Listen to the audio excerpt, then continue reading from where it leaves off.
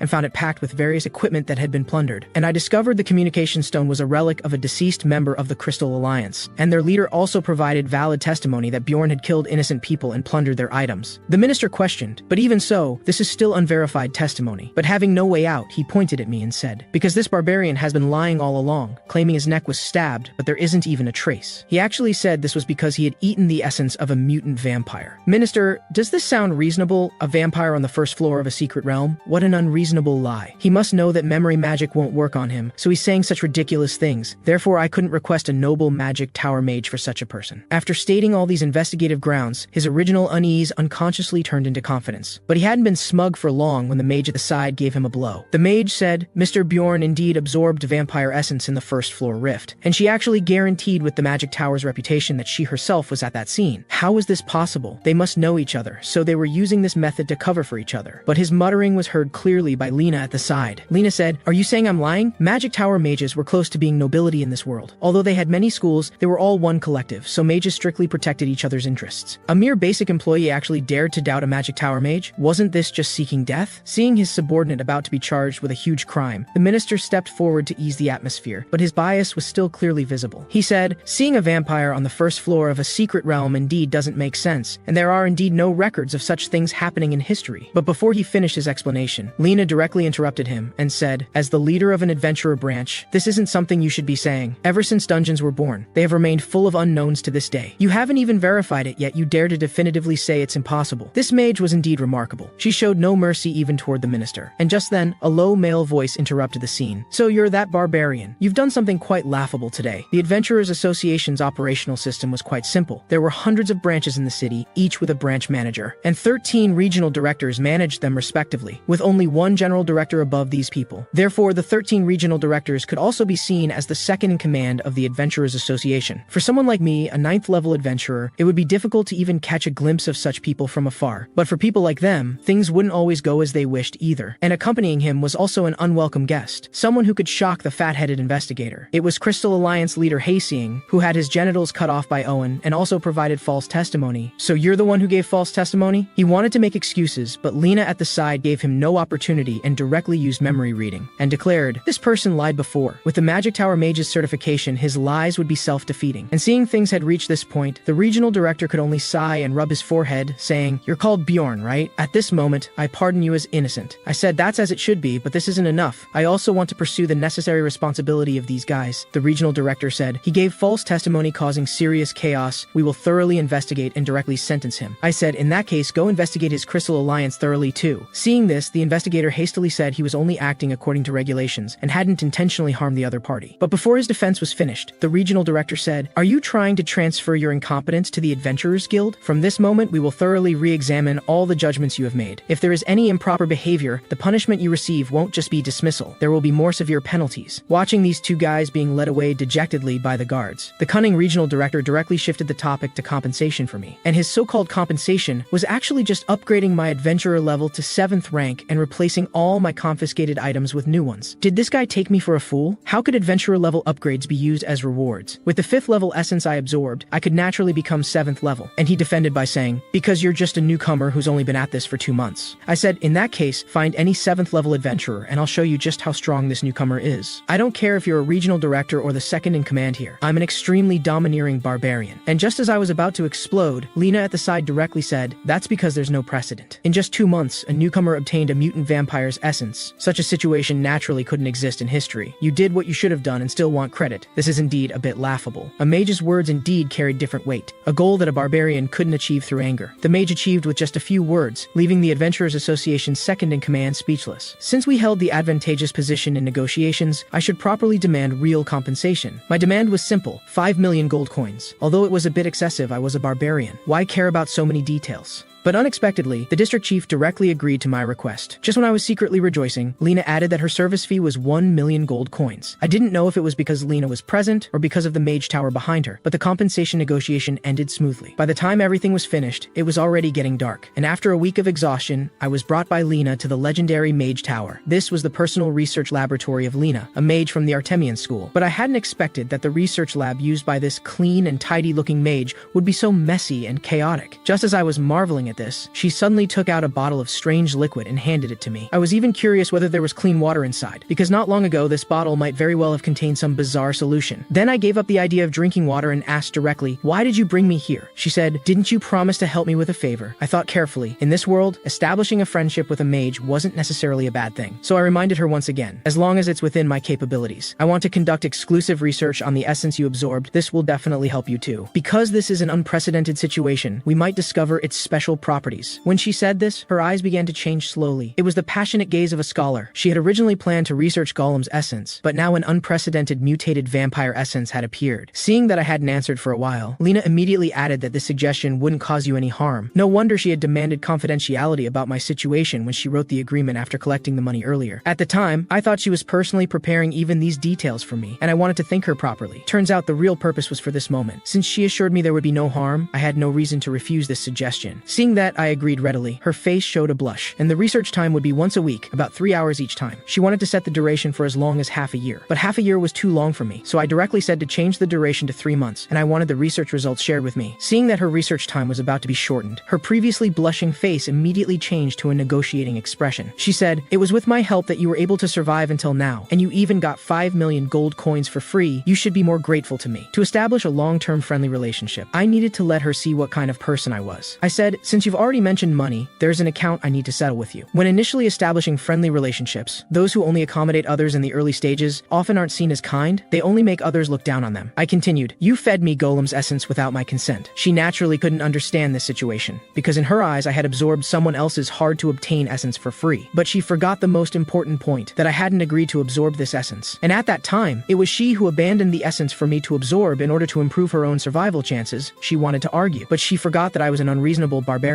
How could I possibly listen to her arguments? I said. I don't understand other things. I only know I don't like this essence. So you need to give me 10 million gold coins. I heard that removing essence at the temple requires this amount. Unlike the negotiation just now, her face became quite red at this moment. She said, 10 million gold coins. Why don't you just rob a bank? And I also heard that adventurers can barely obtain even ordinary essences, yet you're asking me to pay. That's just your personal prejudice. You can ask other adventurers what they would do if someone fed them essence they didn't like. Believing herself to be without any fault, she angrily walked toward the crystal ball behind her. Then, after operating it like dialing a phone number, she actually contacted someone. Hello, Mr. Patslan, I'm Lena, a mage from the Artemian school. A kind voice immediately came from the other side. Miss Lena, I remember you. What can I do for you? She didn't exchange pleasantries and went straight to the point. If someone fed you an unplanned essence without your consent, what would you do? The other party hadn't expected such a strange question. After a moment of silence, he said, I would probably be very angry. This was completely beyond Lena's expectations. She said, you would be angry? What if it was a level 7 essence and a rare dungeon guardian's essence? Would you still be angry? The other party said, even so, I would still be equally angry. If it's an unplanned essence, it would only have negative effects on me. A mage like you probably wouldn't understand. If you randomly use essences to make up numbers, you could never become a top adventurer. After hearing the adventurer's answer, her face began to turn pale, and she even glanced at my expression from time to time. She continued talking to the other side. Suppose what you just described happened. What compensation would you demand? The other party said, I would first demand about 15 million gold coins in compensation. Hearing this, Lena cried out in shock. The other party seemed to notice Lena's extreme reaction and explained, because the cost of removing essence at the temple is exactly this price. I don't know why those who serve the gods are so greedy for money. Hearing this, Lena seemed to realize her position and began trembling uncontrollably. Lena said, if there was no money for compensation, how would you handle it? The other party said, if that kind of thing happened and the person responsible was right in front of me, I'm afraid I would break their neck. After the communication ended, Lena's laboratory fell silent. This was probably completely beyond her expectations. Being acquainted with the mages of the Mage Tower, this adventurer named Patslan was definitely someone with ability, so he knew the importance of essence combinations. But if she had asked a 9th level adventurer desperate to make a living, she probably would have gotten a grateful response. This was her decisive mistake. Just as I was about to claim victory, a bold voice came from the doorway. So it's the barbarian who defeated a mage through argument. You're even more amazing than I heard. The person who entered was a white-haired old man with a face full of wrinkles. I vaguely guessed his true identity. He said, pleased to meet you, young barbarian. I'm Lena's teacher. My name is Diante Bazillion. So he was the super mage who could enjoy the 5th floor of the Mage Tower alone, perhaps an existence even more terrifying than the district chief. Lena was shocked because she had clearly set up soundproofing magic, but her magic was useless in front of him. He said, my youngest student brought someone for the first time, and it's a living barbarian. How could I resist my curiosity? Because most of them are corpses after death, or beating hearts. These were clearly threatening words, and just as I was seriously on guard, this old man burst into bold laughter again. Your expression is cute. I was just joking. Bastard, is this what mages call a joke? If so, then I'll have to show you what a barbarian who can read the atmosphere is like. So I also laughed boldly and replied, your name is Diante, right? I really want to smash your skull. But why wasn't he laughing? Oh right, I hadn't said the next part. Of course I was joking. Relax your expression. Smile a bit, you old geezer. No matter what harsh words you say beforehand, saying it's just a joke isn't that your way of joking. Lena said, Bjorn, are you crazy? Seeing Lena curse so rudely for the first time, I also felt the joke had gone a bit too far. But just as I didn't know how to end this, he laughed and said, you're quite a remarkable fellow, don't worry about it. I won't take it to heart. But his mouth was still trembling slightly, clearly quite angry. But so what? I'm an impolite barbarian anyway. I said, to be able to accept my joke so readily, you're the first mage I've met who's so bold. Then, with Lena looking completely bewildered, we pretended to exchange some harmless jokes. Not long after, the old man took out a ring and said, this is Frost Soul Ring number 9425. Can 10 million gold coins be replaced with this? Although the number was a bit low, it was at least a numbered unique item. Numbered unique items could only drop from guardians and dungeons, and each one had inherent special abilities. But he so easily gave me the Frost Soul Ring, I pretended not to understand and asked, what is this? The old man explained unhurriedly, this can seal 1 extra essence skill for the wearer, like the golem essence you absorbed, and its acidic corrosion skill is quite a troublesome ability. What surprised me was that this great mage of the Artemian school seemed unaware of this ring's true function, so I pretended to reluctantly accept his suggestion. When I walked out the door and left the Mage Tower, Lena apologetically said to the elder with a wronged expression. The elder comforted her, no matter, that ring was something that couldn't be sold anyway. Its market price is around 1.5 million gold coins. When that stupid barbarian learns the ring's true value later, he should feel quite bad. Little did they know that I, who had walked out of the Mage Tower gate, was also inwardly despising these so-called great mages. They claimed to be the crystallization of wisdom in this world, just like Lena in the Blood Castle dungeon, who didn't know about the goddess's tears, and her teacher, the old man, who didn't know the ring's true purpose. Then I dragged my tired body to the lodging place. But what was this situation? The innkeeper looked as if he'd seen a ghost when he saw me, and this guy actually treated me as dead and had cleared out my room without permission. And only after my questioning did I learn he had thrown away all my luggage, even though I had clearly paid for an extra week's stay. Looking at the innkeeper who promised to compensate me, I couldn't help but feel the urge to beat him up. But this emotion made me shiver. When did I start naturally having such thoughts? When I first entered this world, although I saw someone dead beside me, my body and mind were quite calm. When I first killed someone in the secret realm, although it was something I had to do, the entire process was quite skilled. Not long ago when I escaped from prison, I also only considered for a moment, then made crazy moves without any hesitation. Even just now when arguing with the old man, if it were before I crossed over, I definitely wouldn't have done such things. In this special environment, my heart had changed. My emotions had also become simple, ignorant, and extreme like a real barbarian. It should be said that I was being integrated into the barbarian, but if I wanted to survive in this world, such an outcome was actually better. Soon after, I moved into a new dormitory, although its price was twice as expensive as the previous inn, but it had an independent window and a personal bathtub. It was also close to Dimension Square. After sleeping soundly, I went to the Angry Bullhorn Inn the next day. Although I was mentally prepared when I saw Anna at this moment, I didn't react immediately. Anna said, "Where on earth did you go during this time?" But before I could explain the detailed situation, the surrounding tribesmen excitedly shouted, "Have you heard about a freedom-loving barbarian? His heroic deeds have spread throughout the entire city." This was clearly about me. I uneasily asked for this barbarian's name, but fortunately, the Adventurers Association kept their word and didn't reveal my real name. But seeing that the barbarian tribe could produce such an existence, they were actually more excited than I was. They said, "He single-handedly defeated hundreds of guards and cleared his name honorably. He also led the prison crowd to freedom. We're proud of such a tribesman." But their reaction gave me a bad feeling because fame brings trouble. Soon after, I brought Anna to trade within the city. After selling all the equipment, I got 800,000 gold coins, plus the things I had gathered before the dungeon closed, about 500,000 gold coins. According to our previous 8 and 2 distribution standard, I generously gave Anna 300,000 gold coins. This seemed to exceed her expectations. Anna showed a shy expression, but this emotion was only temporary, because the next second she pointed to the cotton candy nearby and said, "Look, someone actually put clouds on sticks to eat." This was innocence that only Anna could display. Then, to celebrate, we came to a nearby high-end restaurant. This should have been her first time seeing so much delicious food. Anna kept praising the chef. And this Anna suddenly said to me seriously, "Thank you for still treating me as ordinarily as before." It turned out that since eating the essence and becoming smaller in size, other tribesmen had actually started distancing themselves from Anna. Recently, many humans had even become her followers. But for Anna, who took pride in being a warrior, this was a deadly humiliation. I could understand all this, but her next words left me stunned. She said, "Have I become so ugly now that even humans are pursuing me? Therefore, I've made a decision. I can't enter the dungeon with you anymore." I was confused. What was the connection between these two things? However, her withdrawal wasn't because of changes in appearance and physique, but because a highly respected swordsmanship master in the Holy Land had taken notice of her talent. It was said he had very high expectations for Anna, and today Anna decided to formally study swordsmanship under the Elder. Because dungeon time was just one day in reality, I requested that she take out one day during her training period. But the Elder required Anna to practice a rather special swordsmanship, so she couldn't leave the Holy Land for 6 months. Hearing this, I also roughly guessed what kind of swordsmanship it was. If it was the same as my guess, then I could completely accept this result, because this was a rare opportunity. Anna said, "I don't ask you to wait for me, nor do I ask you to definitely accept me when I come out, but I will train seriously and become an excellent warrior who won't hold you back." At this point, I could no longer retain Anna. In this secret realm adventure, Anna had survived ignominiously under the submission of marauders, betraying her faith. In the Rift Dungeon, while others performed actively, Anna could only watch everything powerlessly. This was probably the most important factor for her to make this decision. Of course, there was also the option of solo adventuring, because the current me was very different from 2 months ago. Having absorbed golems and the vampire's essence, plus the dungeon guardian's essence, my basic attribute values had increased dramatically. Combined with the soul engraving that provided regeneration, I could say I had no opponents within the second layer of the secret realm. But this was a team cooperation game. No matter how strong an individual character was, one person couldn't complete it. Character groups were classified very meticulously. The higher the layer, the more crucial specific characters became. So I needed to find teammates of similar level, then target monsters on higher floors. If I could team up with the 6th level mage Lena in this process, then I could get closer to my goal. But the prerequisite was that I had to survive Lena's experiments. Lena said, "I don't want to." Which mage would join a team of only 2 third-rate barbarians? "If you want me to join your team, all members must be at least level 6 or above, and you need to have a priest." I hadn't expected her reaction to be so strong. I shouldn't have asked her. These mages are all extremely arrogant. As I regretted my rashness, Lena handed over an analysis report. This was vampire data obtained through testing me. Initially, I didn't expect anything particularly special, but when I read it carefully, I found the detailed analysis inside was quite thorough. Among them were regeneration ability, resistance, soul power, etc. Data that was difficult to grasp in the game, plus being a guardian's essence. Besides necessary passive skills, it also had quite terrifying active skills. Sacrifice Imprint, Bloodmaster, Immortal. These active skills were already beyond my expectations, and with the Guardian Essence added to my soul engraving foundation, the regeneration ability was qualified. Having played games for 9 years without eating or drinking, I had never experienced such fast development speed. Just as I was smugly about to leave, Lena suddenly called out to me. It turned out she wanted to ask about the goddess's tears I had given to the unconscious vampire. But how could I tell her about such things? Although she emphasized that she had seen it with her own eyes. But when a barbarian starts acting unreasonably, no one can do anything about it. As Lena was about to go crazy, I quickly escaped with the excuse that I was hungry. Of course, Lena wasn't someone who would let this go. Having been fooled by me, she angrily came to the library. Here was a book called The Rift General Catalog. This was a precious book about Rift dungeons that wasn't even recorded in academic conferences, without even an author's name. As she remembered, in the relevant chapter about Blood Castle, although there were titles for Golden Mask and Goddess's Tears, their origins were too blurry to see clearly. At this time, she also suddenly recalled memories about Goddess's Tears. Then, after searching through other books, she finally found its detailed record, Goddess's Tears, consumable item of unknown origin. 150 years ago, when dimensions collapsed, the Cardinal had used this item to save the Pope. Through this content, Lena was shocked to discover its usage method was exactly the same as the effect when Bjorn used it. Could this be coincidence? How could a newly adult barbarian possibly know the hidden location of Goddess's Tears, and also know how to use it? If all this wasn't coincidence, then he was definitely an evil spirit. At this time, I had finally returned to my residence after completing the exhausting tests. In front of me now was the golden mask obtained from Blood Castle. Its effect was to change the wearer's appearance for 30 days, with a usage limit of 5 times maximum. When playing the game, because I had no interest in the faces of 2D pixel characters, I treated this equipment as junk. But now I was in the real world. If one day I had to consider the entire city as my enemy, this equipment would play a crucial role. At the same time, in a corner of the restaurant, a silver-haired elf heard the conversation of people nearby. She suddenly perked up her pointed ears. Did you hear that news? The Crystal Alliance was disbanded. Don't you think it's strange? Such a huge guild disappeared overnight. This was a guild familiar to Trusha, forming extensive networks based on countless information, providing various beneficial information to first-layer adventurers, an adventurer guild that had achieved explosive growth over 10 years. When it was first established, its reputation was indeed good. Many adventurers who couldn't pay taxes had received help, but as their power expanded, the nature of this guild also changed, because they began excluding outsiders and committing many evil acts toward newcomers. What happened to Owen was the same, although she didn't want to admit it. If it hadn't been for that barbarian's help at the time, unimaginable things would have happened. Thinking of this, Trusha was about to leave, but she unconsciously stopped in her tracks, because she heard that the catalyst for this incident was actually just a 9th-level barbarian adventurer. And this guy had just completed his coming-of-age ceremony. This was indeed shocking news. She unconsciously associated this with that barbarian she had met once. If the protagonist of that story just now was that person, it would also explain why he couldn't return to his lodging for a week. But could she really tell her sister about this? As she opened the door while troubled by this, what came into view was her sister playing with 3 sparks with her eyes closed. And she had obviously lost a lot of weight, because Owen thought I was already dead. On the other side, for the next Secret Realm adventure, I came to the Adventurers Association once again. This time, my purpose was to find a team with equivalent strength, the precise standard being able to adventure between the 3rd and 4th layers. After stating my requirements and submitting my nameplate, the administrator, who had been particularly dismissive, suddenly became extremely enthusiastic. It should be that after this incident of appealing injustice and imprisonment, the Adventurers Association had made some kind of mark on my nameplate. When I saw the personnel directory the administrator handed me, one person's name caught my attention, and he was actually the dwarf Hikuro from the Blood Castle dungeon. When we met at the bar, he said one more person would come. Had he already chosen someone before meeting me? But his answer shocked me. A mage had actually submitted an application to join the team. How could such a noble person apply for such a team? At this time, the dwarf was just welcoming someone at the door. When I curiously turned to look at the door, a man in robes walked into the bar. Seeing us, he greeted, "Dwarf, barbarian, hello." His simple greeting somehow made people furious. However, the dwarf enthusiastically stood up and said, "Pleased to meet you. Are you the mage we're meeting today?" The mage answered in a roundabout way, "What's the probability of coincidentally meeting a mage at this specific time and place?" Hearing the mage's counter question, the dwarf stood there dumbfounded. Seeing this reaction, I couldn't help but sigh. He was talking about himself. After getting my confirmation, the dwarf became enthusiastic again. This mage was named Devaki. He claimed to be an 8th-level mage from the Rafdonia royal family. A mage who didn't serve guilds but did administrative work in public institutions. In other words, a mage not belonging to the mage tower. However, hearing that the other party was from the royal family, the dwarf stammered and couldn't speak. The mage's roundabout way of speaking made me quite unhappy. I said directly, "Why do you want to become an adventurer? Few low-level mages go on secret realm adventures. Because exploring lower floors doesn't earn enough money, and they can have stable jobs in the city." Then his answer once again shocked the dwarf beside me. He said, "I want to become a famous adventurer. I want to increase the fame of the Martin Baron family." He was actually a noble. In fact, ordinary people rarely see nobles in their lifetime. They could be said to be the highest power holders in Rafdonia. He continued with a proud smile, "My mother's sister's husband is the 3rd brother brother of Baron Martin's wife. Is this any different from a stranger? The more I talked with him, the more he seemed like a fraud. An 8th level mage who could use administrative magic and curse series, and also ice magic. I was full of doubt about this person. But if the team had a mage, then more powerful people would apply to join, so we decided to keep him. After that, as I expected, we received many applications from high-level adventurers. The dwarf and I met 3 to 4 times a week, although most of the work was done by me. Finally, at my suggestion, we determined the remaining 2 team members. In the following time, I used this harvest to greatly upgrade my equipment. Of course, after having new equipment, I would also regularly go to the library to learn new knowledge. I just wanted to explain the material of the equipment, and the retractable backpack on my back I really didn't intend to show off. The librarian said, "Sir, please remove your equipment in the library." What I hadn't expected was that she didn't like such jokes. Severely hit, I didn't even have the mood to study. I could only leave the library dejectedly and head to the hotel. However, when I passed through an alley, I was attracted by a barbarian. Because he wasn't wearing any weapons on his hands, every barbarian treats weapons as their lifeline, no matter how hungry, poor, or cold they are. Regarding this, I also had initial suspicions about his identity. I said, "Don't be afraid, I won't hurt you, why are you here?" However, in response to my question, he actually answered me using Earth's honorifics. At this, I was certain he was a player like me. This was the first evil spirit I had met. From talking with him, I learned he had completed his coming-of-age ceremony a month earlier than me. The reason was that he got lost and didn't enter the dungeon, but I guessed he was probably afraid and didn't dare fight monsters. So he had been avoiding it until now. When you just complete the coming-of-age ceremony, escaping from a group of excited barbarians is a piece of cake, but problems would follow. With a barbarian's identity, you simply couldn't find decent work. This was also the barbarian's biggest disadvantage. I was curious how he came to this world. How could an experienced player not know the barbarian situation in this world? And in our later conversation, he actually said he would never enter the dungeon in the future. The reason was that he had no weapons and couldn't deal with monsters. Then he also briefly described his experiences. During these 3 months, because he had no income, he wandered everywhere, unable to master the barbarian temperament. He was even ostracized by his own tribe. Hearing about his past, I couldn't help but feel afraid of my own experiences. If I had run away in fear that day, I would definitely have suffered the same fate as this guy. This guy should have eaten and drunk his fill, and actually started showing off his misery. He even said he knew the dungeon like the back of his hand and asked me to take him to the dungeon together. Hearing this, I once again sighed at human greed and insatiability. Then I took out 150,000 gold coins and gave him to buy new weapons and enter the labyrinth. Of course, this kind of person would take others' charity for granted. Seeing that he had eaten and drunk his fill, I issued an eviction order. He actually boasted that he would definitely pay back the money next time. However, I couldn't tolerate this kind of thinking. I said, "No matter where you use the money, I'll consider this money as lost. Once you leave here, never come looking for me again. I don't want to have any connection with you in the future."